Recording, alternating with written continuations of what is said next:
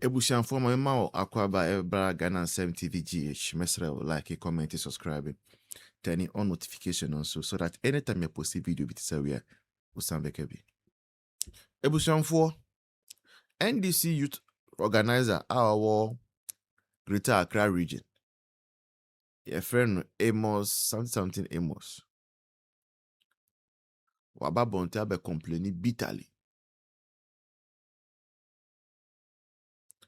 Now, ni complaining say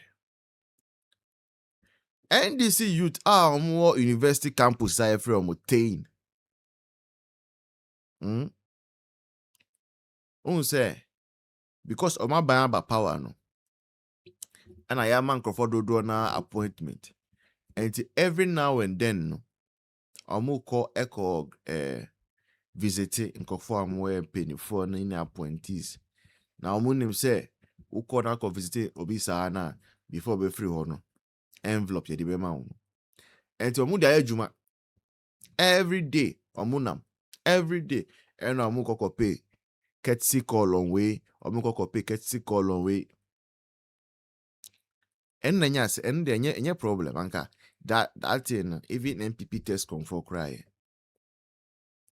But Greater Accra Regional Youth Organizer complaining bitterly say students are recently call parliament. Now parliament are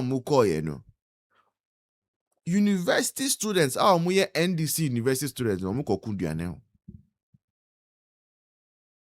Ye mamudiane a yesi duane a short nipa ba kupe. Mbehye student we say omumpini o. Omumpini. Adena duane be short. Omunti ase da. Ene na ebesi. Hey. Na me bisa me hunze. Say NDC for we na say Aban papa aba.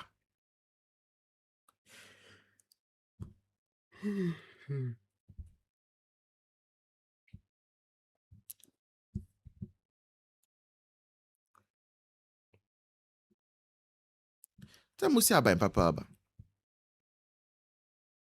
Now say Aban papa aba. Why are university students now fighting over food? These are the guys who campaign for you on campuses. And I don't know why are they now fighting over food? That must be answered. They are new. Food. You see, when you create a whole government around propaganda, lies, that is what happens. And I'm not surprised. More to come. More to come. Because it's saying tomatoes.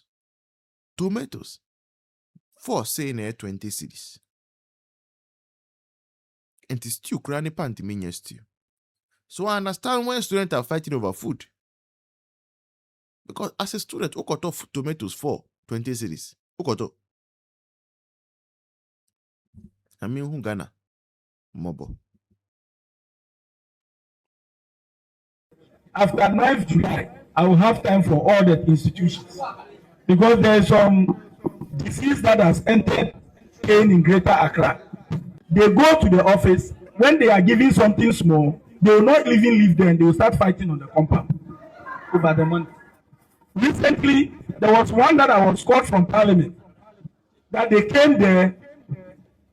I think they pre-informed Parliament that they will visit Parliament, one of the departments. They asked them of the number. They gave the number. When they got there, they were more than the number that they gave Parliament. So the provision they made for them, it was even food. The provision they made for them was short of one. Because of that, these 10 people disgraced me. And that they were not going to accept the food. As if they have taxed Parliament, the Parliament owed them something to give them food. We beg you. Come to the president. You see, I have said time and time that the president and his vice president are very insensitive. They are very, very insensitive. As of today, have you heard that the vice president, who is a mother, who actually went from one market to the other, campaigned to the market women, begged them, lured them, scammed them, coerced them, that she was going to make sure there is women's bank in the various communities or in the various markets. They should actually vote for her party. Have you heard her visiting any of this market to empathize with them? She has never done that. All she did was yesterday when she visited the cadet graduation. She's there and talking English to us. That is a murder. That is a murder for you. And they want us to take them serious in this country. Professor Nana Opoku-Agyeman, the mother and the vice president for that matter, she has failed to show empathy to the lives who have lost the houses that have been displaced. But the presidency has announced so many things put in place to deal with this. Again, the president decided to do the usual PR. And what the president did in communication crisis, by way of going with the chopper in the air and having an area view of the place, and then I don't know whether he was trying to say this is a zoo or this is Accra or whatever. All those things that the president was doing, it was just for the optics, and it is a playbook that they were doing to us. And I'm going to tell you why I say it's a playbook. After they have had their playbook, if the president really cared about the people and the normal circumstances, the president the following day would have visited, if for nothing at all, one flood area, one flood community, to show a sign of compassion to these people. But His Excellency John Dramani Mahama, who knows that he's not coming to be president again, he doesn't care. They don't care. They don't give a hoot about it. You think that it is just a matter of sitting at the Flagstaff House and then throwing figures about that you have released an amount of money? That is not compassion, Mr. President, with the greatest of respect. But is it not possible that perhaps the president's advisors and handlers are saying that it is not time to go yet, put in measures and then go later? So it will not be safe to conclude that the president has not gone at all. Maybe his handlers think that he should go later, maybe in the coming week or stuff like that, when things have calmed down a little bit. So read the book of Job chapter 11 verse 13. The book of Job chapter 2 verse 11 to 13. Sorry, Job chapter 2 verse 11 to 13. When he lost everything of his, I'm just summarizing. You know, he lost everything threefold. His three friends visited him to show some sort of compassion towards him or to him. So if you are saying that the president feels that his handlers feels that it is not there, when is the right time? When the people are dying, people are crying, people are wallowing, you go and sit on a podium in a white apparel with your wife, your family, and your vice president, and be dancing at the Wabebo ball to the whole world, and you think that God will watch your heart and clap for you, Mr. President. You and your government, you are scammers and you are reckless and insensitive. So cool down. I understand your passion and everything, but the point really is the fact that the National Day of Thanksgiving was planned before the floods came. It was announced way before the floods came. So are you suggesting that because of the flood, it should have stopped the National Thanksgiving service from going on? It couldn't have. Or you see, let's call a spade a spade. This government is a settings government. Yes, I agree that the prayer and Thanksgiving program was planned. Are you telling me that the money they've spent is more far better than the lives that we are losing, that they cannot postpone that program to the end of the week? What are you saying? We have lost lives of over 30 people, and you're saying that they should go and wear white apparel. And the president have now made himself a blogger using his mobile phone to be scanning the environment, and people are there hailing him that the Mahama is the who. What are you saying? What are you telling me? I am not happy because the president is insensitive. The entire government, have you even seen any of the leadership of the NDC government? Put aside even the president. Have you seen any of the NDC executive going to any of the side, the national executives? Please.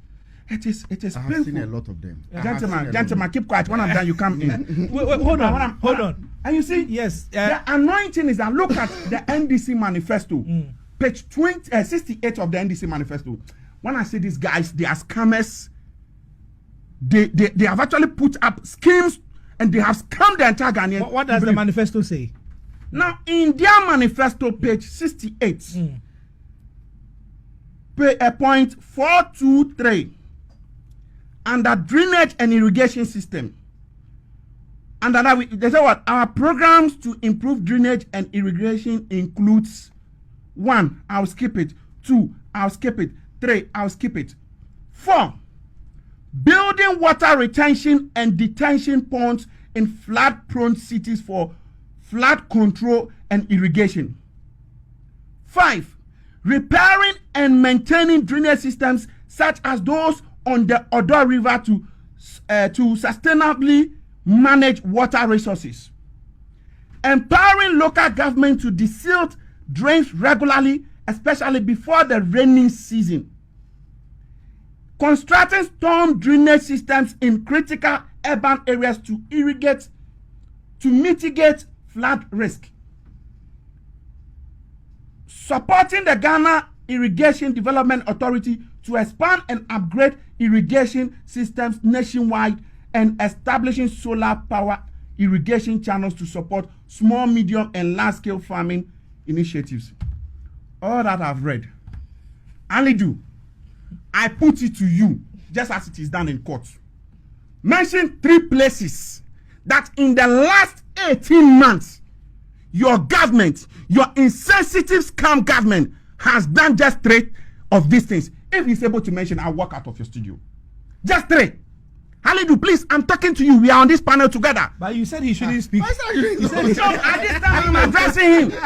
He should mention just 3. You are giving him some of your time. No, Yes. take your time. Take Just 3 of the things your government did Alidu, are in you terms of the manifesto Alidu, promise. are you minded to answer him? No, I'm writing them down. No, I want No, you to. I will answer continue. I will continue. So I'm pausing. He says that he's not ready to answer you. Just 3 of them, and I walk out of this studio. So you wrap see, up. all the Yes. things I've mentioned, they have done nothing, not even a single, not even 0%.